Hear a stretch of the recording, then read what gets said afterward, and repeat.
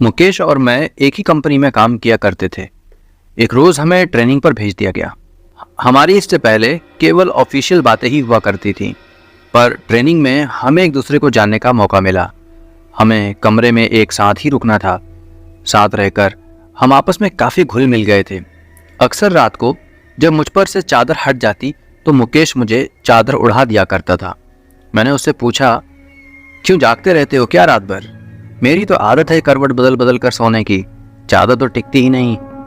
मुकेश ने मेरी बात का कोई जवाब नहीं दिया। अगले दिन वो कुछ शांत नजर आने लगा। रात को सोते समय मुकेश ने जो मुझे बताया वो ना केवल दिलचस्प था, बल्कि कुछ ऐसा था जो मैंने ना तो कभी सुना था और ना ही कभी महसूस किया था। ऐसा कम ही देखने को मिलता है। बात केवल विश्वास की रह जाती है। मुकेश ने बताया, आप शायद यकीन ना करें, 2003 का साल था। टीवी देखना, लाइब्रेरी जाना, दोस्तों से मिलना जुलना मेरा डेली रूटीन बना हुआ था। ऐसे में एक दिन मैं अपने दोस्त से मिलने के लिए उसके घर पर गया हुआ था। पता चला मेरे छोटे भाई दिनेश की तबीयत खराब है। मैं तुरंत घर को निकल पड़ा। वहां देखा परिवार के सभी लोग मौजूद हैं। दिनेश जोरों से चीख रहा है, जैसे उसे किसी तरह का दर्द हो रहा हो। उसकी हालत बिल्कुल भी देखने लायक नहीं थी। 3-4 लोग भी मिलकर उसे संभाल नहीं पा रहे थे। पिताजी ने कहा, इसे तुरंत डॉक्टर के पास ले चलते हैं, पर मां ने मुझे चुप रहने का इशारा किया। दिनेश चीखता और बेहोश हो जाता। दिनेश की चीखें अब भयानक होने लगी थी। कोई उसका सर दबा रहा था, कोई उसकी छाती मल रहा था। नानी ने कहा, इसे पूजा घर में ले चलो। इतना सुनते ही दिनेश जोरों से चीखा। शायद ये बात उसे पसंद नहीं आई। उसे घसीटकर पूजा घर में लाना पड़ा। यहाँ वो और भी जोरों से चीखने लगा। उसे संभालना और मुश्किल हो रहा था, तो हमने उसे कुर्सी से बांध दिया। फिर नानी ने उससे प्रश्न किया, बता, कौन है तू? सुनकर दिनेश गुस्से में भर गया। उसका सर और छाती अब भट्टी की तरह तपने लगे। उसे अब संभालना मुश्किल हो रहा था। नानी ने फिर कहा, बता, कौन है तू? इस बार दिनेश ने गुस्से में अपने दांत पीस लिए। उन दांतों की किटकिटाने की आवाज़ मेरे कानों में दर्द करने लगी थी। उसके बदन की सारी हड्डियां कड़क रही थी। आखिर में उसने अपनी ज़बान बाहर निकाली, जो काली पड़ चुकी थी। यकीन नहीं हो रहा था कि किसी इंसान की ज़बान खींचकर इतनी लंबी हो सकती है। नानी ने फिर अपनी बात को दोहराया, बता, कौन है तू? कहाँ से आया है? इस बच्चे ने तेरा क्या बिगाड़ा है? जहाँ से भी तुम आए हो वहीं लौट जाओ। बदले में तुम जो कुछ मांगोगे हम तुम्हें दे देंगे, लेकिन इस बच्चे को छोड़ दो। दिनेश ने अपना आपा खो दिया। वो उसी तरह कराहता, दांत पीसता, चीखता, चिल्लाता और बेहोश हो जाता। होश में आने पर उसे संभालना मुश्किल हो जाता था। मुझसे ये सब देखा नहीं गया। मैं बाहर आ गया और रोने लगा। उस वक्त मैंने हनुमान जी को याद किया, मंदिर में दिया भी जलाया। रोते रोते भगवान से दिनेश के ठीक होने की प्रार्थना करने लगा और वापस दिनेश के पास आ गया।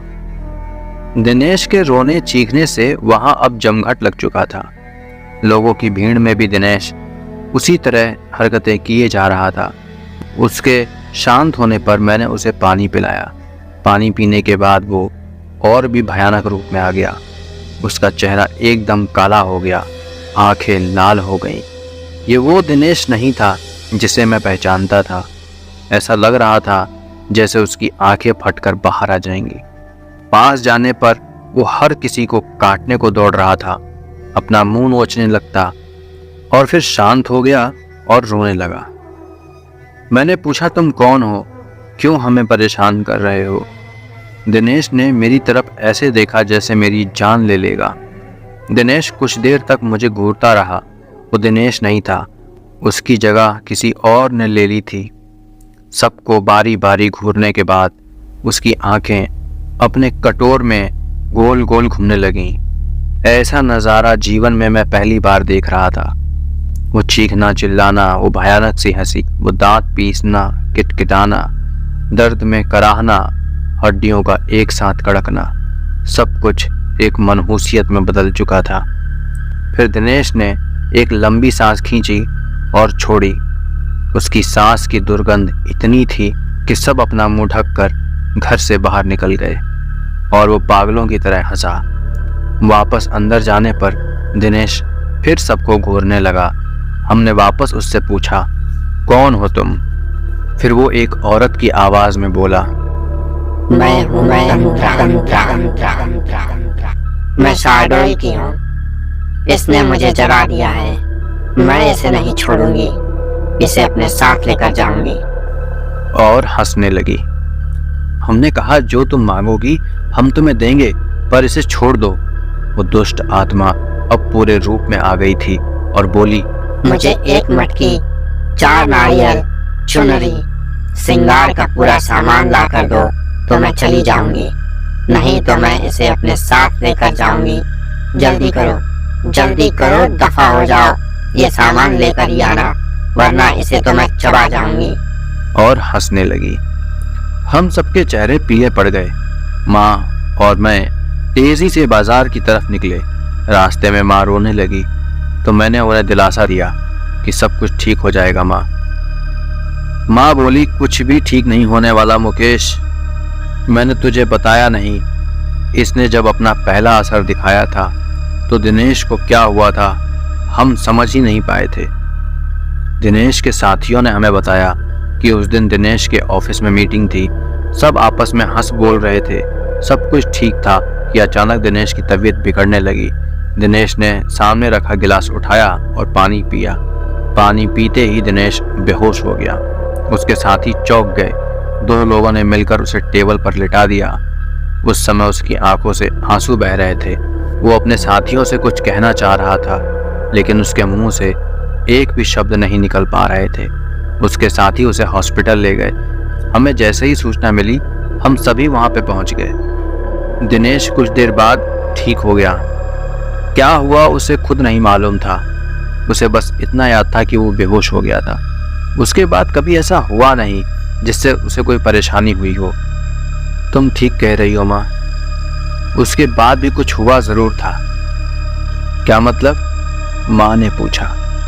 मतलब ये माँ, पिछली बार जब मैं छुट्टियों में घर आया था, उस रात मैं कमरे में सो रहा था। रात के 3 बजे का समय था। कमरे की खिड़की खुली हुई थी और उससे तेज हवा कमरे में आ रही थी। उस हवा के शोर से मेरी आंख खुली। मैंने देखा एक साया मेरे पास खड़ा था। ध्यान से देखने पर भी मैं उसका चेहरा नहीं देख पाया। उसके चेहरे पर कालिक के अलावा कुछ नहीं था। उसका शरीर धुएं के जैसा था। अचानक वो साया बादल की तरह तैरता हुआ मेरे पास आने लगा। मैं घबरा गया और अपनी चादर में मैंने अपने आप को समेट लिया। वापस देखा तो वो साया वहां नहीं था। इसे अपना वहम मानकर मैं भूल चुका था, पर अब दिनेश की हालत देखकर लगता है कुछ तो जरूर हुआ है माँ। इसके बाद मैं मटकी लेने चला गया और माँ श्रृंगार के लिए सामान खरीदने लगी। मुझे दुकानें बंद मिली तो मैं सीधे कुम्हार के घर चला गया। वहां से लाल और काली दोनों मटकी ले आया। वापस आकर ज्यों ही सामान हमने दिनेश के आगे रखा, वो शांत हो गया। नानी उसे देखने गई और दिनेश के सामने जाकर खड़ी हो गई। कुछ देर तक नानी उसे ऐसे ही देखती रही तो हमने नानी से पूछा, क्या हुआ नानी? नानी हमारी ओर पलटी। अब नानी के चेहरे के भाव दिनेश के जैसे हो गए थे। हम और भी घबरा गए। नानी ने भी उसी चीख के साथ रोना शुरू कर दिया और कहा, मैं शार्दुल की हूँ। मेरी हत्या कर दी गई थी। मेरी लाश के बेरहमी से टुकड़े टुकड़े करके दफन कर दिया गया। मुझे इंसाफ चाहिए। मुझे जहाँ गाड़ा गया वहाँ ये लड़का पेशाब कराया। मैं सोई हुई थी, इसने मेरा अपमान किया, मुझे जगा दिया, पर अब मुझे कुछ नहीं चाहिए। मैं जा रही हूँ, मुझे रास्ता दो। हमने पूछा, तुम इसे दोबारा परेशान तो नहीं करोगी? वो बोली, नहीं, इसने मेरा अपमान किया, जिसकी सजा मैंने इसे दे दी। अब मुझे जाने दो। और नानी बेहोश होकर गिर गई। हमने नानी को संभाला। इतनी देर में दिनेश और भी सामान्य हो चुका था। हमने दिनेश को भी कुर्सी से खोल दिया। फिर कुछ दिन और बीते। दिनेश को काम के लिए भोपाल जाना पड़ा। दिनेश और ऑफिस के कुछ लोग होटल में रुके। होटल में आधी रात को लोगों ने शिकायत की कि वहां कमरे से रोने की आवाजें आ रही हैं। होटल कर्मचारी ने जब जाकर देखा तो वो आवाजें दिनेश के कमरे से आ रही थी। कमरा अंदर से बंद था, तो होटल कर्मचारी ने दूसरी चाबी से कमरे का दरवाजा खोला। सामने दिनेश था, होटल की चादर में पूरा लिपटा हुआ, और जमीन से 2 फुट ऊपर हवा में उसका शरीर तैर रहा था। उसके मुंह से अजीब अजीब आवाजें आ रही थीं। इस भयानक नज़ारे को देखकर उन लोगों के दिल दहल गए। कुछ लोग तो भाग खड़े हुए। बाकी लोगों ने दिनेश को पकड़ा तो वो चीख पड़ा और चिल्लाने लगा। लोगों ने पुलिस को फोन कर दिया। शांति भंग के आरोप में पुलिस दिनेश को ले गई। उसके साथियों ने उसे छुड़ाया। उसके बाद दिनेश का लगातार यही हाल रहा। किसी ने मांडल के जंगलों में एक तांत्रिक होने की बात हमें बताई। शायद वो दिनेश को ठीक कर सके। हमने उसे बुला लिया। उस तांत्रिक ने भी आत्मा से बातें की तो उसकी वही मांग शुरू हो गई। मटकी, 4 नारियल, चुनरी और श्रृंगार का सामान। अभी तक याद है मुझे कि वो किस तरह अपनी मांगे दोहराती थी। इन सब के साथ उसने शराब भी मांगी। रात के समय शराब कहीं भी नहीं मिली। मैं भागा भागा अपने मोहल्ले की उन गलियों में गया जहां से मुझे गुजरना भी गवारा नहीं था, पर भाई की सलामती के लिए उन गलियों में गया जहां अक्सर लोग नशे में धुत पड़े रहते थे। शराब की दुर्गंध के कारण दिन में भी उस गली से कोई नहीं गुजरता था। वहां जाकर मैंने उन लोगों से शराब मांगी तो उन्होंने कहा, क्या आज तू भी पिएगा? आजा आजा, बैठ यहाँ। आज तू बेटा सारे गम भूल जाएगा। मैं गम भुलाने नहीं आया हूँ। मेरे भाई की तबीयत खराब है, उस पर ऊपरी साया है, तांत्रिक शराब से पूजा करेगा। ये सब जानने के बाद उन्होंने अपनी शराब की बोतल मुझे दे दी, जिसे लेकर मैं लौट आया। इसके बाद शराबियों से मेरी नफरत कम हो गई। तांत्रिक ने पूजा शुरू की। रात भर तांत्रिक पूजा करता रहा। दिनेश कभी चीखता, कभी चिल्लाता, कभी दर्द में कराहता, कभी गुस्से में तांत्रिक को गालियां देता, कभी मुझे घूरता, कभी तांत्रिक को घूरता। तांत्रिक का उस पर कोई ध्यान नहीं था। वो एक दाना गेहूं का लेता, कुछ मंत्र पढ़ता, उस दाने को दिनेश पर फेंक देता। उस दाने के शरीर पर पड़ते ही दिनेश बुरी तरह तड़पने लगता। उसके मुंह से जानवरों के गुर्राने जैसी आवाजें निकल रही थी। वो जानवरों की तरह हरकत करने लगा। दिनेश की आवाज उसके गले में ही बंद कर रह गई। वो क्या बोल रहा था कुछ समझ नहीं आ रहा था। सुबह तक दिनेश ठीक हो गया और बेहोशी में ही रहा। शायद इन सबसे उसका शरीर थकने लगा था। उसका चेहरा पीला पड़ने लगा था। शरीर सूखकर लकड़ी के जैसा हो गया था। फिर भी कहीं ना कहीं मेरा भाई इन बुरी शक्तियों से लड़ रहा था। मुझे यकीन था कुछ दिन और बीतने पर दिवाली का त्योहार आ गया। धनतेरस का दिन था और मैं टीवी देख रहा था। दिनेश कमरे में आया और बेहोश हो गया। मुझे लगा वापस वही सब शुरू होने वाला है, तो मैंने उसे कुर्सी से बांध दिया।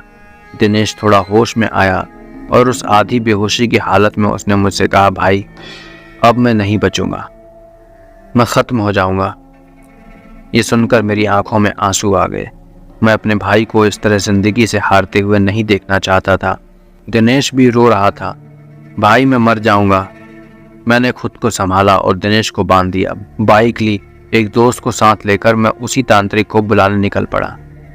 मांडल के घनघोर जंगल और गहरा अंधेरा।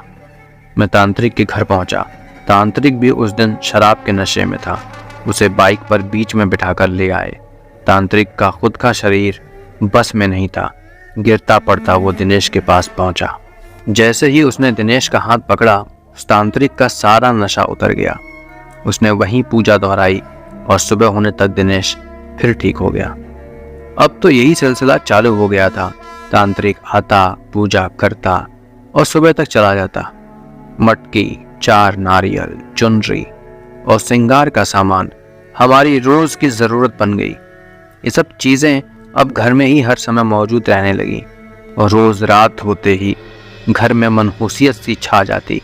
घर के एक कोने में शराब की बोतलों का ढेर इकट्ठा हो गया था। ऐसा कोई मंदिर नहीं बचा, कोई मस्जिद नहीं बची जहां दिनेश का इलाज नहीं करवाया। अंत में किसी ने कलकत्ता के काली मंदिर में जाने का सुझाव दिया। वहां जाकर दिनेश का इलाज करवाया। यहाँ भी उसकी वही मांग जारी थी, मटकी, 4 नारियल, चुनरी और श्रृंगार के सामान की। लेकिन पुजारी ने साथ साथ कुछ नींबू, लौंग और कफन भी मंगवा लिया। इस बार की पूजा मुझे कुछ विशेष लगी। पुजारी हर बार कुछ मंत्र पढ़ता और उसे नींबू में फूंक देता और उसमें लौंग चुभा देता। फिर उस नींबू को कफन में लपेटकर एक मटकी में डाल देता। दिनेश को इससे बहुत दर्द हो रहा था और वो बेहोश हो जा रहा था। होश में आकर दिनेश की फिर से वही हरकतें चालू हो जाती थी, लेकिन पुजारी अपने काम में लगा रहा। जैसे ही उस आत्मा की बारी आई, वो कहने लगी, मुझे छोड़ दो, मुझे छोड़ दो, जाने दो मुझे। पुजारी बोला, बोल, तू इसे फिर से परेशान करेगी? नहीं करूंगी, नहीं करूंगी, मुझे माफ कर दो, मुझे जाने दो। पुजारी बोला, क्यों परेशान कर रही है इस बच्चे को? पीछा छोड़ इस बच्चे का, वापस चली जा, लौट जा जहां से भी तू आई है। पुजारी ने ऐसा 8 से 10 बार किया और तंत्रा को भी उसने कैद कर लिया। अंत में पुजारी ने वो मटकी हमें दे दी और कहा, इस बच्चे के अंदर दुष्ट आत्माओं ने डेरा जमा लिया था। सारी आत्माओं को इस मटकी में कैद कर दिया है। इसे ले जाकर शमशान में गाड़ दो और ध्यान रहे, नंगे पैर ही जाना। हम उस मटकी को शमशान में गाड़ आए। ताज्जुब तो ये था कि पूरा रास्ता जंगल से होकर गुजरता था। रास्ते में नंगे पैरों पर भी एक कांटा ना चुभा। ऐसा लग रहा था जैसे रुई पर चलकर हम उस जगह तक पहुंचे थे। इसके बाद दिनेश ठीक हो गया, लेकिन काफी कमजोर हो गया था। केवल खाने और दवाइयों के लिए ही बिस्तर से उठ पाता था। इस वाकये के बाद मेरा उन चीज़ों पर भी विश्वास हो गया जिन्हें मैं पहले नहीं मानता था। 5 सालों तक इस मुसीबत को झेलने के बाद हमारी माली हालत खराब हो गई थी। सर पर कर्जा हो गया था। धीरे धीरे हम भाइयों ने वो कर्जा भी चुका दिया। हम कई और दिनों तक दिनेश की देखभाल में रात भर जागते रहे। मैं उसके खाने के समय पर दवाइयों का ध्यान रखता था। रात में उठ कर मैं देखता था दिनेश सो रहा है या नहीं। उसकी चादर ठीक कर देता था ताकि वो आराम से सो सके। आज भी मेरी यही आदत है। बस यही बात थी। ऐसा कहकर मुकेश चुप हो गया। इस कहानी को ध्यान से सुनने के बाद अंत में मैंने मुकेश से कहा, बेशक ये कहानी किसी के लिए बेमिसाल हो या ना हो, लेकिन तुम दोनों भाइयों का आपसी प्यार बेमिसाल है। तो कैसी लगी आज की कहानी? आई होप आपको कहानी पसंद आई हो। वीडियो को लाइक और चैनल को सब्सक्राइब कर दीजिएगा, क्योंकि ऐसी ही कहानियां हम आपके लिए लाते रहते हैं। अद्भुत चैनल आप सबके मंगलमय होने की कामना करता है। धन्यवाद।